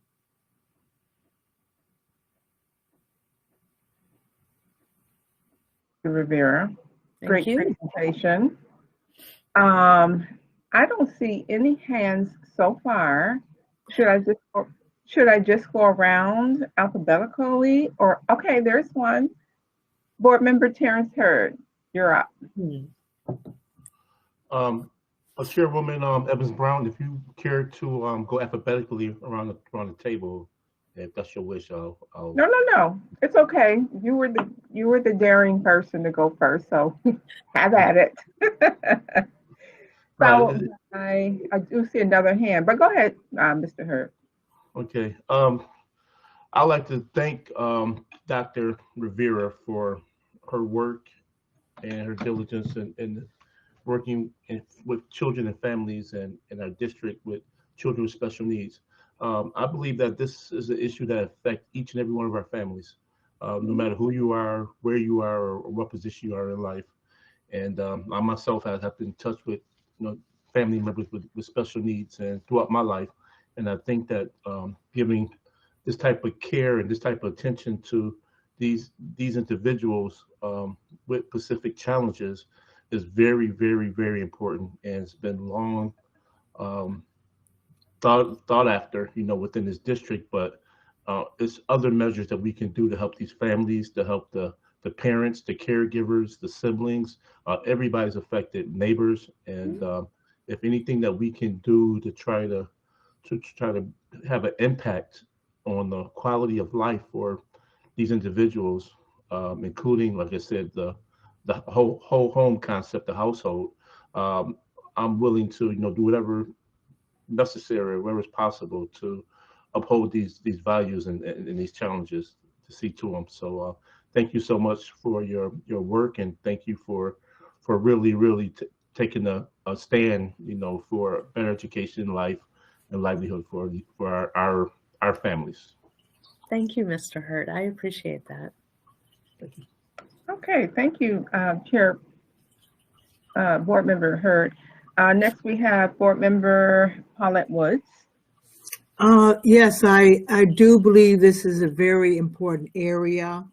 Our special needs population is one of the most rapidly growing part of our budget. Staff increases in our budget. It's been pointed out that our student population is decreasing, but our staffing is significantly increasing, and that is because of the special ed population and their needs. So I do believe this is a very important area, because we do need to recognize that students with challenges can achieve greatly. I mean, I think about Stevie Wonder was blind, Ray Charles was blind. People can achieve so many things and just be significant. But the question I really wanted to ask is, in that ad hoc committee, will it be looking at a significant issue of race in that special ed allocation? It appears that African American men and women are just pushed into that area. It's for the biggest part of that, and I think that's a problem area. And I'm hoping that if there's any study, that it will look at the disproportionality of the population of people in that population with disabilities. So Absolutely. Absolutely. And you're right. This is a big thing that we need to look at, and we need to encounter, and we need to look for as well. That's part of why placement and assessment are two of the things that need to get looked at, because that's where where those things start to happen. So when students get identified, why they get identified, how they get identified, how they get assessed, and how they get placed, those are the three processes that, if they're not working the way we need them to work, that's where you're going to start seeing some of that disproportionality. Thank you. So that would be a big piece of it. Yeah, those are good subject areas. And, I do think that when we talk about educating and staff development, out of this analyzation, I'm hoping that this committee can come up with other staff development tools for our existing teachers. Because, as you know, special education is a specialty. You have special ed teachers who they're experts in that area. But I contend that all teachers ought to have that skill set, because this is a new day. We have a number of students coming from all over the country besides United States. And it's important. They may not be special ed, they just may not understand the culture, right? And they're thrown into that pool. Nevertheless, Board Member Terry Schutter, you're up next. Can I make one brief comment? And then Ms. Schutter, I'm more than happy to, I'm looking forward to your comment.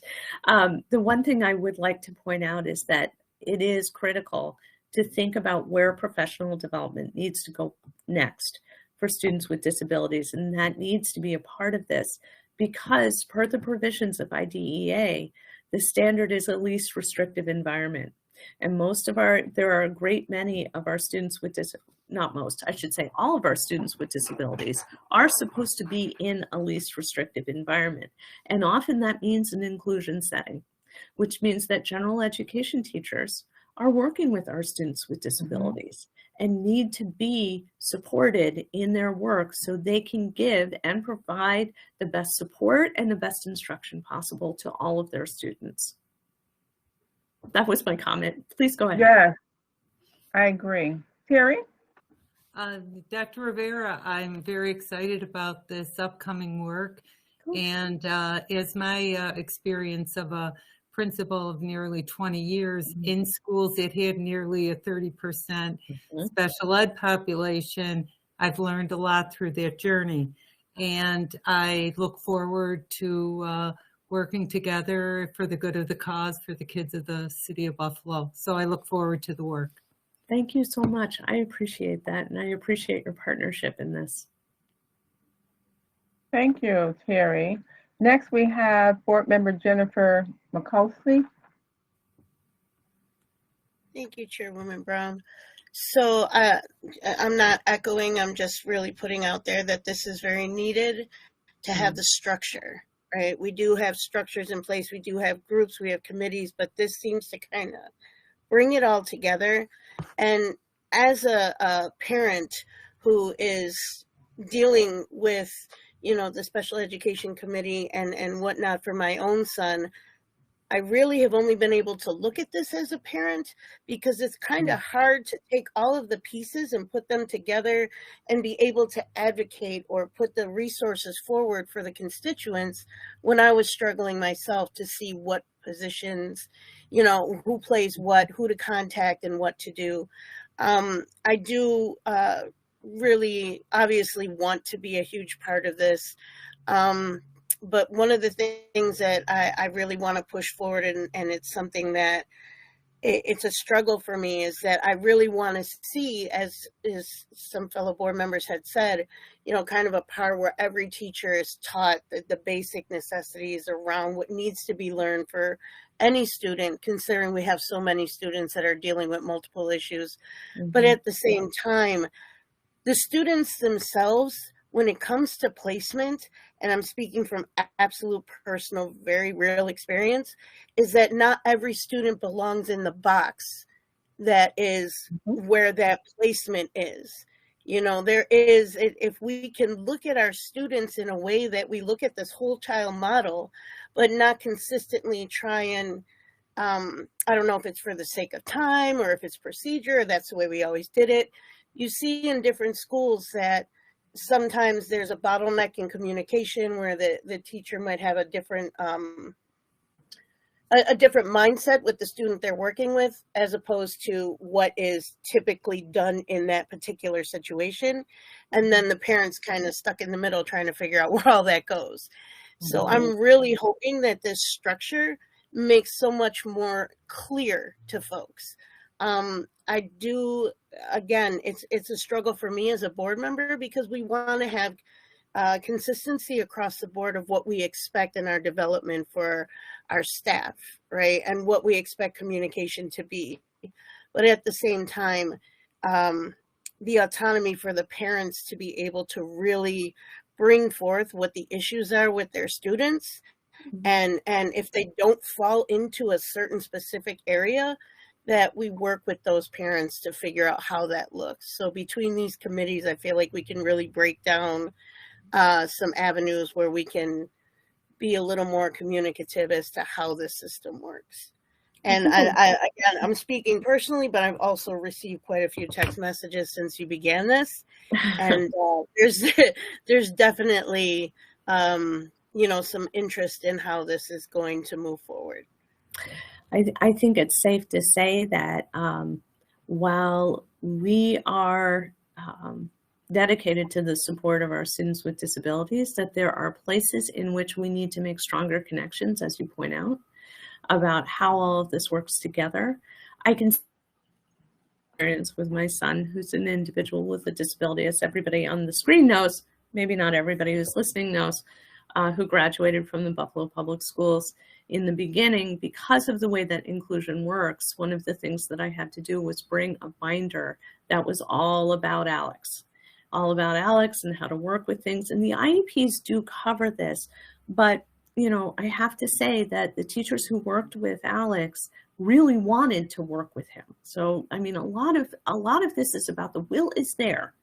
It's a question of what barriers are happening that's getting in the way. And some of that, frankly, might be a case where we have to advocate further up in terms of Albany, in terms of federal. I mean, some of that may have to happen.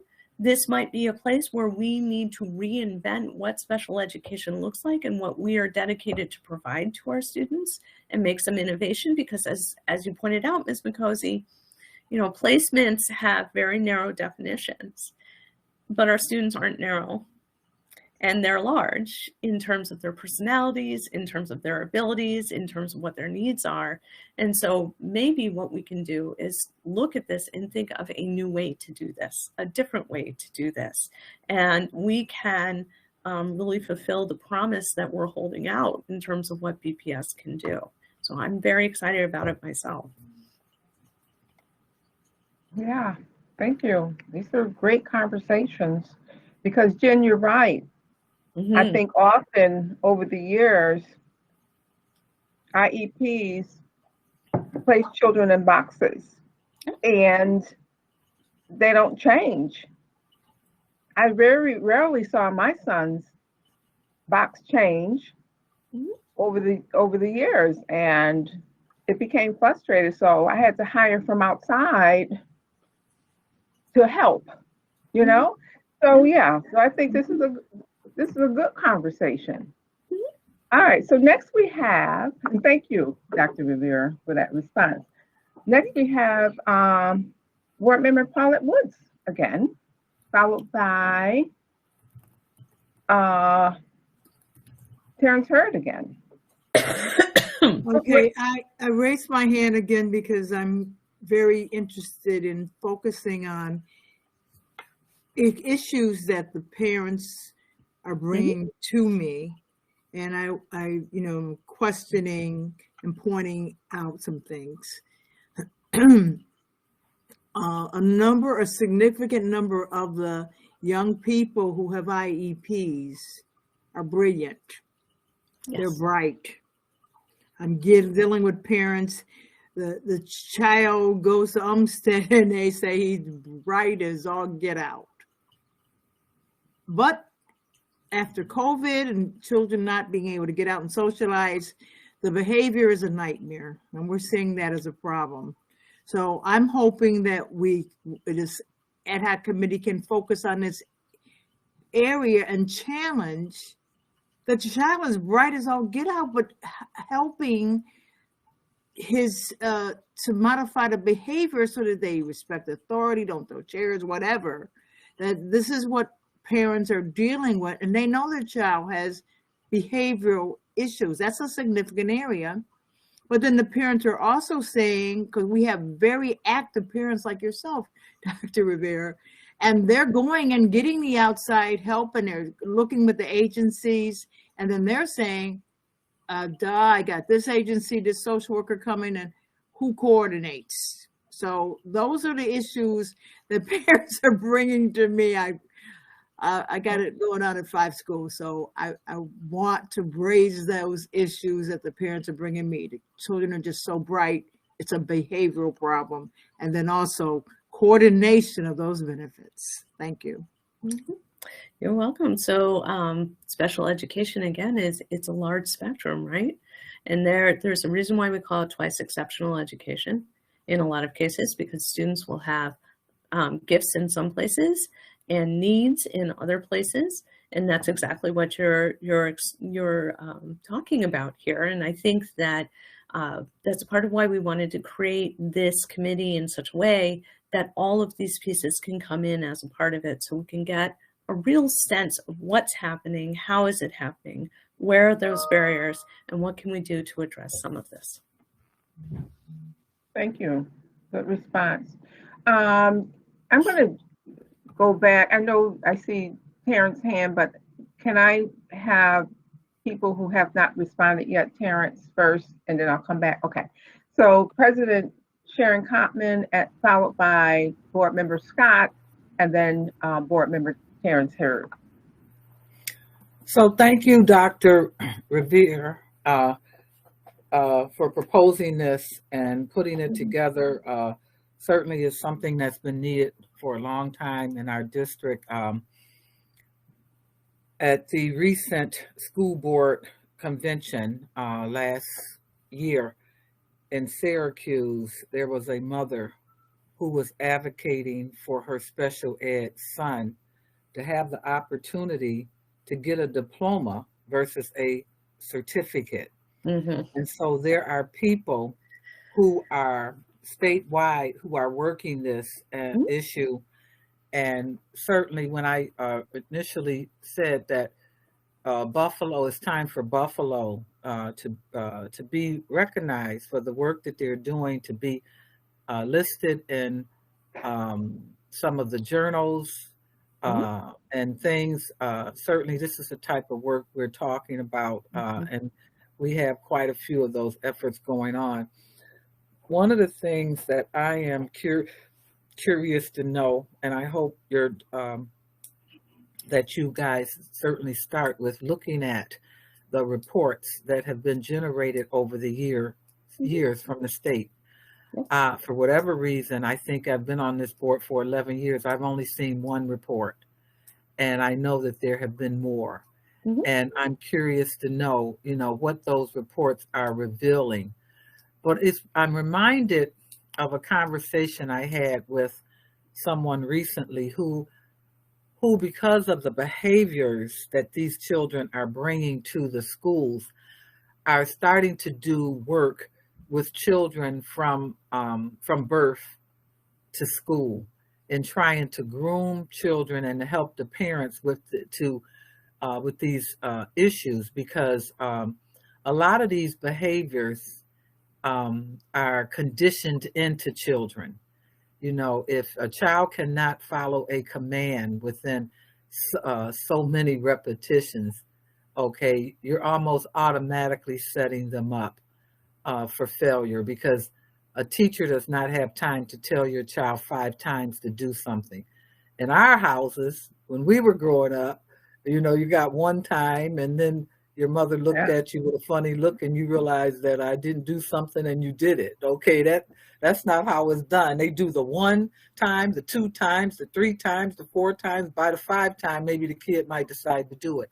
So I personally think some of these children are just being not intentionally, but are just being conditioned into not following directions, and they end up in trouble as a result. And so I would venture to say the majority of our issues in our district with special ed children are behavior issues, not intellectual issues.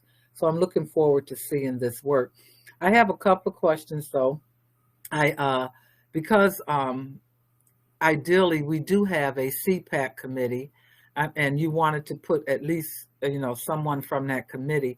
Would you also be receptive to having people who are not necessarily a part of the CPAC committee? There are a lot of people that don't necessarily align with people, but who can bring substance to your committee, that are parents who are dealing with, that are just not a part of for whatever reason, they don't want to line up with a committee.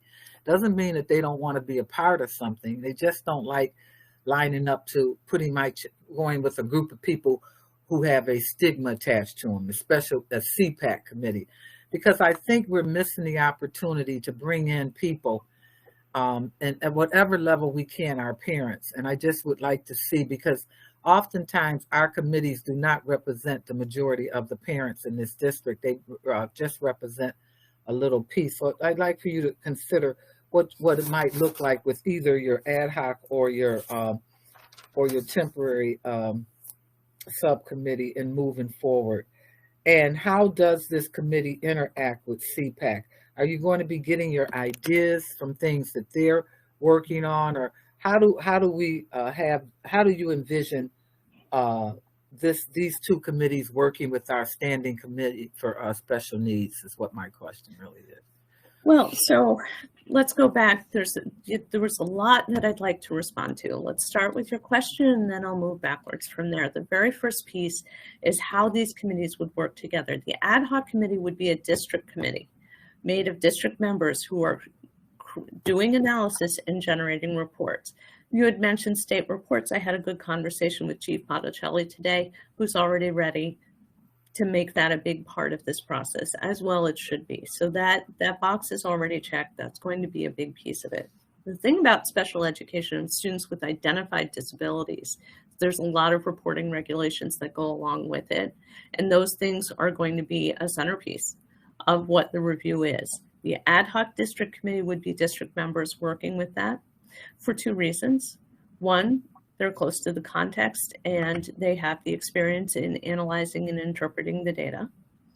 Two, they can work immediately with information without any kind of HIPAA or FERPA concern when you have outside folks being a part of that kind of analysis, and they can generate the reports to protect the privacy of our individuals and their families. And so I think that's really critical, especially when we're talking about special education, to be clear about why that needs to happen. So there's that piece of it. The next piece is the Board of Education Review Committee. The Board of Education Review Committee is made to oversee and receive reports from that ad hoc district committee. They will be reporting out, and the Buffalo Board of Education will then get those reports and disseminate them publicly through work sessions as well as through business meetings. Where CPAC would come in is a member, since they're dedicated to special education, a member should sit on that committee and receive those reports. Does that mean that no one else can be a part of that committee? No. But what I do want to do is I want to be careful about not overly expanding the committee. It's not about the committee acting on every single thing that comes up to it. It's about communication. The committee for the Buffalo Board of Education Review Committee is about receiving the communication and the reports, making sure that parents who are engaged in special education know what those reports are, know about what's happening with the review and where the district is going next. It is my assumption, but it will be the charge of the Buffalo Board of Education Review Committee to ensure that when these things are analyzed, that parent and student voice, that caregiver, because it's about those who love and care for our students with disabilities. It's that caregiver voice that is central, and it is that student voice, because our students with disabilities can also speak for themselves about what they see, what they want, what's working and what's not working. And often that's not really a part of the process. In our district, it's rapidly becoming a part of the process because that's one of the initiatives in the IEP process, but we want to amplify that voice. So those are the ways in which that I see parents working with these committees, but also there's nothing stopping the Board of Education Review Committee from working with a parent group or multiple parent groups or other parent groups as a part of this larger work. What I don't want to see happen, and you said it yourself, parents don't always want to do committee work for very good reasons. And I feel very personally as a parent of a student with special needs who did manage to do some committee work, but did feel very squeezed all the way through raising my young family at that point. Requiring folks who have a job and are caring for families to sit on a committee and that being the only way that their voice can be heard, that's really tough. And I want to make sure we don't do that. What I do want to make sure is that the Buffalo Board of Education Review has regular discussions, meetings, and channels of communications with caregivers and parents and students with disabilities. And I think there's a variety of ways we can accomplish that. My go-to is always focus groups, bringing people together for specific purposes. But there's a variety of other things that we can do as well. We can come out, the members of the committee can come out and sit in various meetings. They can take meetings with people. They can invite people to sit in meetings. It can be flexible. It should be inclusive. And in fact, it has to be inclusive because that's the spirit of this work. So those are those two pieces. The last piece that I'd like to comment on is I want us as a group to be careful, and this is my request for the group at large to consider, to be careful to separate out behavior concerns from identified students with disabilities. Now, it's hard to separate that out because sometimes they map onto each other. One very strong strand in the theory of education of students with disabilities, and certainly I'm on board with this as a former preschool teacher. This is what we were taught from the very beginning. If a student's foundation is not set, in other words, their basic needs, and this is Maslow's hierarchy of needs, right? If their basic needs are not met, and that can include for our folks with various kinds of disabilities, spatial considerations, discomfort, sensory issues, a variety of things, that can result in a variety of behaviors. I think where we need to think about as a district is the extent to which, how can we work with supporting behaviors in the classroom without necessarily recommending directly to special education? Because not every student has to be a classified student with a disability. And in fact, even if you have a disability, you may not actually need to be a student with an IEP. You may just need general supports in the classroom. And it's my hope and my goal to make sure that a part of this review starts detangling all of those pieces as well. I hope that answers all your questions. Oh, certainly. And I am sure there's no doubt in any of our minds that these two committees are in capable hands with you leading the charge. Okay, you're going to finally get it fixed. I can believe that. You paid your dues long enough. Thank you. I appreciate that. Thank you. Thank you. Who did I say followed, Sharon?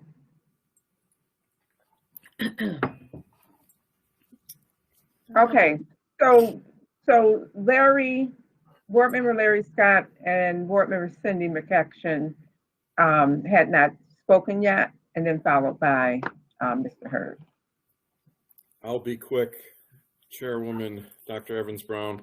I just want to say that this is, Dr. Rivera, this is very thoughtful, what you've put together, very intentional, very important. Just like central registration and transportation, special education is very nuanced. There's a lot of moving parts. I'm back in a traditional role of a school psychologist in my daily work, and this is what I'm doing now: evaluations for CSE, chairing CSE meetings, helping write IEPs. I also see how charter schools at times are not able to meet the needs of students with disabilities. And those students then come back to district or come to district, and then they become our responsibility. And just the last, I think, point I want to make is that many of my colleagues have made great points about special education and some of the challenges that we face. But just, I think, be mindful, there's a range of disabilities. There's 13 classifications under IDEA, and there's a varying degree of severity in disabilities. And so you can have students that will be successful in a regular classroom with an IEP and the least restrictive support. And then you're going to still have students that are going to need a higher level of support, maybe a smaller classroom with additional supports, adults, therapeutic approaches for them to be successful.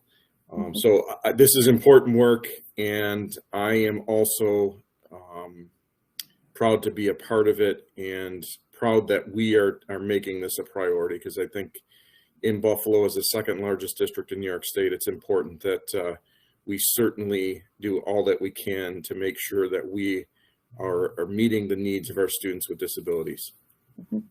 Thank you very much for those comments. I agree with all of them. And the thing about special education also I'd like to point out is students can move in and out of different states of need. You know, they could start in an inclusion setting and then need to be in a more restrictive setting. And they could start in a more restrictive setting and then they can come out, or they can go through those stages at multiple places. We want to make sure that we have a system that's responsive to that. Yes, thank you. Board Member Cindy? Thank you. Echoing many of my colleagues, thank you Dr. Rivera for spearheading this, and I do agree that we are in great hands, and particularly looking at and hearing some of the comments and then some of your feedback. The fact that you brought up Maslow's hierarchy just made my heart so happy. Thank you for that. Absolutely. You know, in my work at Peace Prince, pretty much everything we model off of is truly based on that. So thank you. Thank you for it. But, you know, I think particularly I'm excited about the idea of new approaches, tools, innovative models, concepts, and any progress we can bring in, because I think sometimes that lack of understanding or change drives inability to provide services. And no two children are the same, disability or not.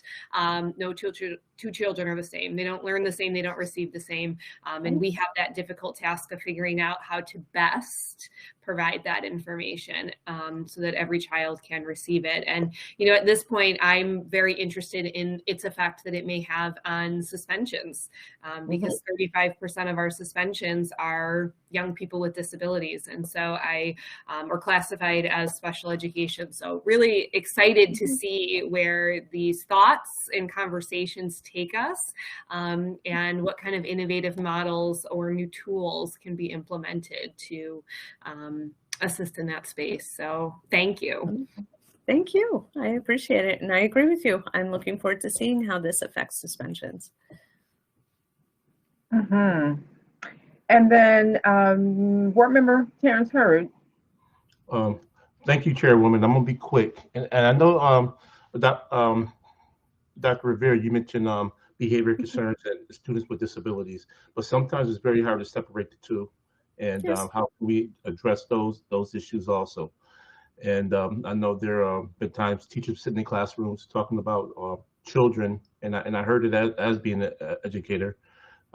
They talk about children, trying to get children removed from the classrooms, but we know those children need to have a really special look into to find out, you know, what's really going on with the children and within their families and the structure of life.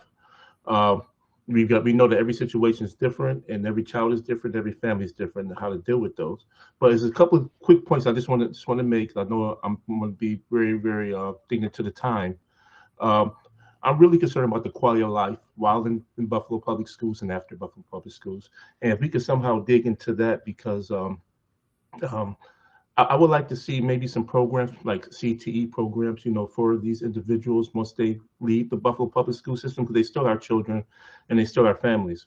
And I know we got great programs like Peoples and Acquire, you know, out there that help with children and families like this, and young adults into their later years. But I would like to see the Buffalo Public Schools, you know, take a stance in hiring these individuals, you know, once they're be certified and trained to work with other individuals with disabilities, so they can help cope with some of the things that they went through. Also, I would like to work with the state direct legislation somehow to have a special budget for children with disabilities, so that could be another pot of money that can come in specifically designed to help those individuals. And lastly, I'm gonna leave it off here because we can talk on the phone later on, because I know we're really restrained from time. But I really like to see, you know, some of those things looked into and see how we can try to initiate and activate some of those. Thank you for that. A few things that I would like to see with this as well. We dovetail in a couple different ways. We do have adaptive CTE programs, some of them in schools for individuals with disabilities. I think we could use many, many more. And transition is near and dear to my heart, about how we work with students as they leave the Buffalo Public Schools. We have some great YALT programs, young adult learning transition programs. We really do. But, you know, I think that because of the way that the landscape is, there's really not enough services for folks with disabilities, especially as they transition out. And I think anything that we can do as a public school system to promote that, to advocate for that, I can tell you as a parent, I'd be thrilled to see that. And I can't let this conversation go without a shout out to the self-advocacy groups that are all around in Western New York. we have the Art of Advocacy, we have other self-advocacy groups, some of which my son's been a part of, that, if we can make connections with them and expand them, as you're pointing out, I think that would be all to the good. Thank I you. look forward to talking to you about it. Thank you. And one last thing, I know that Sharon mentioned briefly about children taking commands and demands. Now, this also goes into adulthood, because I can go back into 2020 when a young man in Rochester was detained by police that was special needs, and they put a bag over his head. I don't want to go deeply into that, but it goes into adulthood also, and this really affects their lives. What we can do to try to make their lives better in the future. So thank you. You're welcome. And I'm sorry, one more thing. Yes, Dr. Brown. One of our teachers, Tom Vitelli, he would like to have a conversation about children that are on the spectrum. He works over at our Emerson Commons, and I told him that I would be, talking with you, and I will send you his contact information. But he has some great ideas. He's just a wealth of information. And I think, he has spent his life doing this, and I think he'd be an asset. And he really asked me the other day when I was over there eating some of the good food, if I would, consider that conversation. And I told him I would reach out to you and share it with you. So it just came back to mind. Okay. Okay. That'd be great. Okay. Thank you. This has been a robust discussion led by Dr. Rivera. I don't see any other hands. Everybody's mind clear. And I'm going to give you the final words, followed by Dr. Williams to close out this session. My final word here is just one of appreciation. I appreciate that this board and my colleagues on this board are so supportive of our students with disabilities and working to improve support and outcomes. I appreciate all of you, and I'm looking forward to working with you on this. Thank you so much. Thank you. Don't hang up. We have an executive session. Superintendent Williams is going to close out the executive session. Thank you, Madam. Thank you, Madam Chairwoman, and certainly thank you, Board Member Rivera, Dr. Rivera. I couldn't agree more. I think, in addition to the board members being excited about this endeavor, I've been getting text messages from principals, from district folk who are also very interested in participating, in this. And so, as I understand it, the first piece will of course be, the analysis of the data and regulations and policies and all of those things that we'll be looking at, and, putting together that team to do that, and then coming forward with some recommendations that will impact future strategic plans. We've done kind of a generalized strategic plan, and it will be time at some point to begin targeting, how we're going to support, if we're really talking about equity, the specific needs of different groups of students. So this, parlays right into that. So thank you very much. I think, the plan is very thoughtful, very intentional, very focused, and gives good direction. So thank you for that. And this will close out executive affairs. Dr. Evans-Brown, if everyone who is not a board member, or certainly Dr. Williams will be staying on, if the rest of you could log off, please. We need a motion to go into executive session. Yep. May I have a motion to go into executive session for the purpose of discussing negotiations with the Buffalo Teachers Federation? And to receive legal advice. And to receive legal advice. So move Jennifer. So moved by Mr. Hurd. And Jennifer second. All in favor? Aye. Any opposed? Okay, we are in executive session. So Admir, anybody not a board member or the superintendent in this room should be off. And Ms. Holly McGee. We're going to end the stream right now. We're going off the air. Yep. We're live back. We're back on. We're live. We're live. Okay, thank you. Mr. Kuzman, the board went into, we are reconvening after coming out of executive session. The board went into executive session to discuss the fact finders report and to receive legal advice. No action was taken. May I have a motion to end our session today? So moved. So all in agreement, second by Dr. Brown. Thank you very much for our sessions. It was a very good meeting. We've done a phenomenal, we have a lot of work to do, and I can see we're on the path to do it. So thank you, each and every one, for your work that you do. Thank you so much. Good night, everyone. Good night. Good night, everybody. Good night, everybody. Good Go night. team, go